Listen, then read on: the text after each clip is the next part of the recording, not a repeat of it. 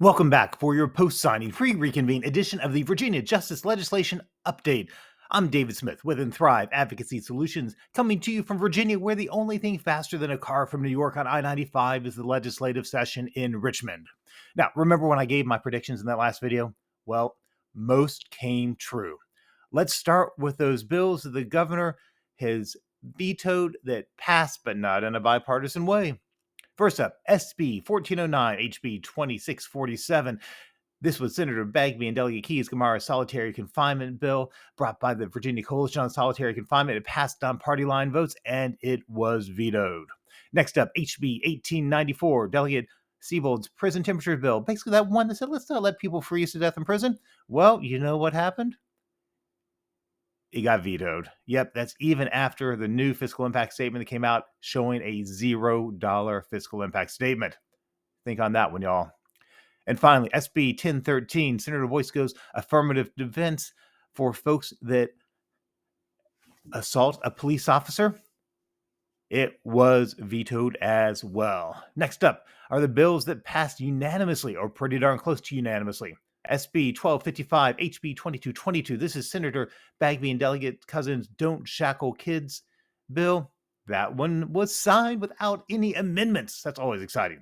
HB 2235. This is Delegate Cousins' Don't Shackle Pregnant Women in Jails. It was amended by cleaning up some of the language. You can call it cleaning up, maybe. I'm being generous. Women instead of person. It removes fetus for postpartum descriptions, which I can kind of make sense. But these changes will probably allow for a few more instances of shackling after giving birth, which really, do we need to do that? And then HB 2158, this is Delegate Carr's prison education bill. It delays the enactment by 1 year. So in Virginia, most bills go into effect on July 1st of the year that they are signed, in this case, July 1, 2025. This one is now pushed back to July 1, 2026. Okay. Now let's go on to some of these bills that were somewhat close to unanimous in one of the chambers. First up, HB 1661. This is Delegate Jones's maximum minimum payments. Fairly bipartisan, only had 2 noes in the Senate, but 33 noes in the House. It was signed by the governor. Delegate Jones's other bill in this space, HB 1665, which required an itemized bill for court costs. Here is another delayed enactment until January 1st, 2026. And the governor's amendment is to make it so an individual has to request while showing proper identification, which, by the way, is not defined in the governor's amendments, instead of giving the statement automatically. So it will cut down on some of the upfront paperwork for the courts, and it will raise another bar for people to get their statements. So it could cause an issue for some people still.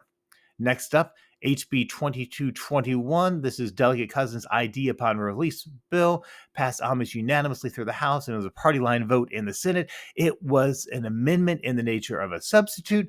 What does that mean? Basically, they made enough changes. It's like a new bill. I don't know if it went that far, but that's what they call it. Big thing here is makes it a legal presence instead of residency. And it removes a delayed enactment, which is interesting that he actually is making this bill take into effect on July 1 of this year. Why? I don't know. But if folks can't show legal presence while incarcerated, then this may become a backdoor way to funnel people to ICE upon their release. I don't want to be conspiracy theorists here, but legal presence with everything that's going on, it really seems like this is a way to move in that direction. We'll have to see what the General Assembly says about it once it gets to them on Wednesday. All right, HB 2255 and SB 936. This is that probation good time bill. So, it was amended, but let's talk about it. The governor's amendment removes the probation officer's discretion if you get violated. So, you still don't automatically go back to jail, but it removes their discretion in saying you still get to keep your probation good time, or you still get to earn your probation good time, I should say. And it reduces the amount you can earn in some cases. So, it's reducing the amount of good time you can actually earn.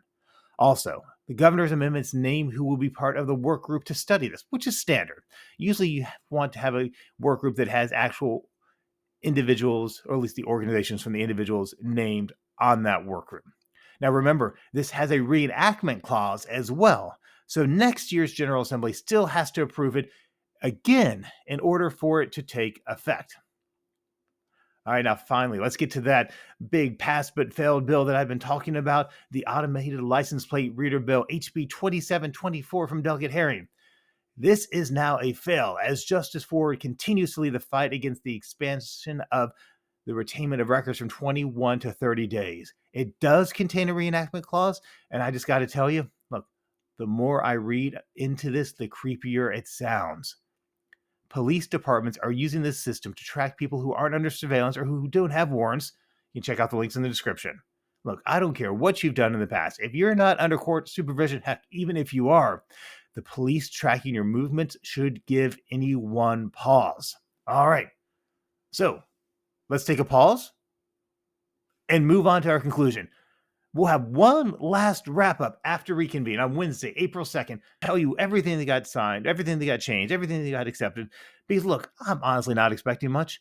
The House and the Senate are basically split 50-50. No one's overriding a veto unless there's broad bipartisan support for it. And I just don't see that happening with us having an election for the House of Delegates this year and a gubernatorial election as well. So I think what we see in these amendments is going to be the final word. I will give you one last wrap up just to check it out. So that's going to be sometime after Wednesday, April 2nd. So until then, keep working to turn your passion into policy with a little help from Inthrive Advocacy Solutions.